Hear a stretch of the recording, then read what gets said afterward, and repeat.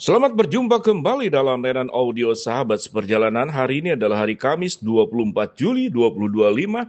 Tema renungan saat teduh kita dengan judul Supaya Ada Keseimbangan. Firman Tuhan terambil dalam 2 Korintus 8 ayat 13 sampai 15.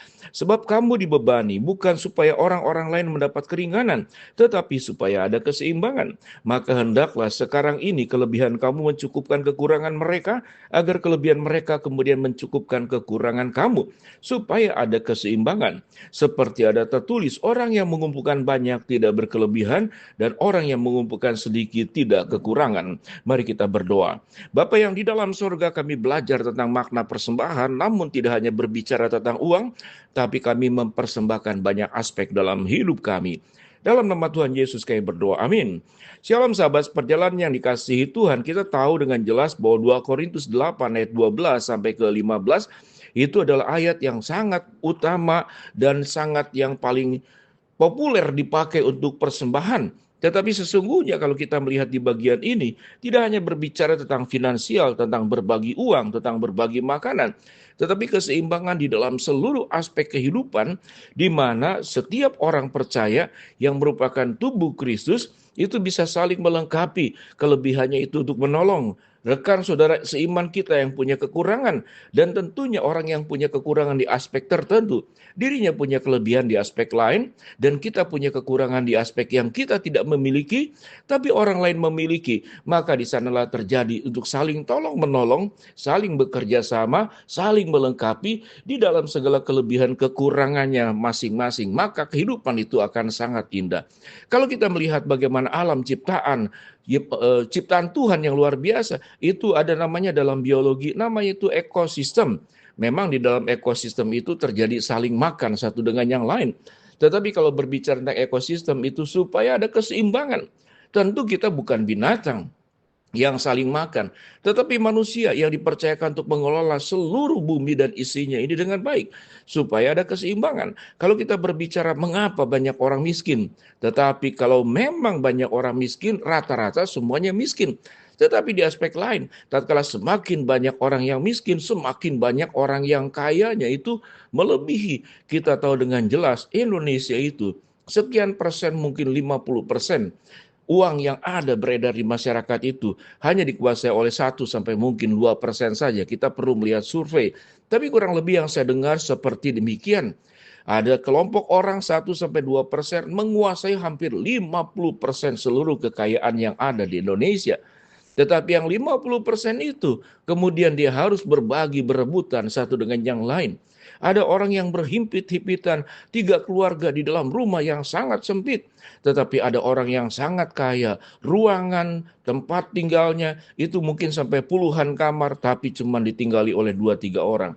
Di sana berarti tidak terjadi keseimbangan. Kalau kita berbicara tentang sosiologi, kita kalau berbicara tentang menyeluruh secara aspek sosial, tetapi dalam aspek sebagai orang percaya, Tuhan memanggil kita dengan sangat jelas. Perintah Tuhan itu adalah perintah yang sesungguhnya sebelum manusia jatuh dalam dosa pun, prinsip keseimbangan itu sudah diciptakan oleh Allah. Sehingga tidak heran, sewaktu Allah menciptakan Adam, lalu tidak ada penolong baginya. Artinya di dalam diri Adam ada aspek yang kurang yang dibutuhkan oleh pihak lain. Sehingga Tuhan menciptakan Hawa, di sanalah kemudian terjadi keseimbangan. Tapi yang terjadi justru yang siogianya Hawa ditugaskan untuk menjadi penolong buat Adam, penolong untuk menolong Adam, tapi juga penolong supaya Adam itu tidak jatuh di dalam dosa, tetap dia setia kepada Tuhan, tetapi peran keseimbangannya tidak dipakai, tetapi justru menyimpang dari jalan yang seharusnya. Kalau kita melihat bagian firman Tuhan ini, orang yang mengumpulkan banyak tidak berkelebihan. Mengapa tidak berkelebihan? Karena sesudah mengumpulkan banyak, dia berbagi kepada orang yang kekurangan. Sehingga di dalam penjelasan ayat 15 bagian bawahnya dikatakan, dan orang yang mengumpulkan sedikit itu tidak kekurangan supaya terjadi keseimbangan. Kita tahu dengan jelas orang yang kuat, orang yang punya kedudukan, orang kaya, seringkali memakai kekayaannya untuk memperkaya dirinya semakin kaya lagi, untuk membuat kedudukan dirinya semakin tinggi lagi, untuk membuat popularitas dirinya semakin populer lagi. Maka di sana ada yang namanya itu dosa hawa nafsu yang tidak pernah ada batasnya. Sebuah kalimat mengatakan, Untuk satu orang yang punya keserakahan, bumi seluruh isinya tetap tidak cukup untuk orang yang serakah. Tetapi untuk orang yang mudah bersyukur, dia akan mensyukuri, mendapatkan bagian tertentu saja, merasa sudah mendapatkan banyak aspek dalam hidupnya, sehingga orang yang mudah bersyukur itu lebih mudah berbagi. Orang yang mudah bersyukur, dia tahu dengan jelas apa yang ada pada dirinya. Itu semata-mata bukan menjadi miliknya, tetapi sebagian itu adalah titipan Tuhan untuk dikelola, bukan untuk dirinya, tetapi untuk kebaikan tubuh Kristus dan juga kebaikan untuk seluruh masyarakat yang ada di dalam dunia ini. Sahabat seperjalanan, kita tahu dengan jelas, negara-negara adidaya punya uang, apa yang dipakai? Sebagian besar uangnya itu dipakai untuk beli militer, untuk perang. Lalu kemudian uang yang sedemikian besar itu untuk saling membunuh. Sementara uang tersebut kita tahu dengan jelas, kalau kemudian dipakai dalam kelebihan mereka sebagai negara-negara maju, untuk kemudian kepentingan masyarakat di negara-negara tertentu yang pendidikannya kemudian sudah jauh di bawah, kemudian gizi makanannya pun juga tidak mencukupi, sehingga terjadi kematian dini, faktor kematian menjadi sangat tinggi. Maka di sanalah kita melihat bahwa Tuhan tidak hanya mengatur kita sebagai orang percaya dalam lingkup hanya sebagai anak-anak Tuhan, tapi Tuhan juga melihat bahwa dosa yang sudah dilakukan oleh manusia di seluruh bumi ini adalah dosa tentang keserakahan. Mari kita belajar supaya ada keseimbangan dalam lingkup, dari lingkup yang paling kecil dulu, dari yang keluarga. Kalau kita menjadi orang yang ditokohkan, punya kedudukan, mungkin orang tua, mungkin mertua atau siapapun, kita punya keluarga besar. Maka firman Tuhan berkata, kalau kita tidak bisa mengurus rumah tangga kita sendiri, orang keluarga sendiri, maka dia menjadi orang yang sungguh-sungguh dikecam oleh Allah. Dia lebih buruk daripada orang yang tidak mengenal Allah. Itu adalah firman Tuhan yang diajarkan kepada setiap kita masing-masing.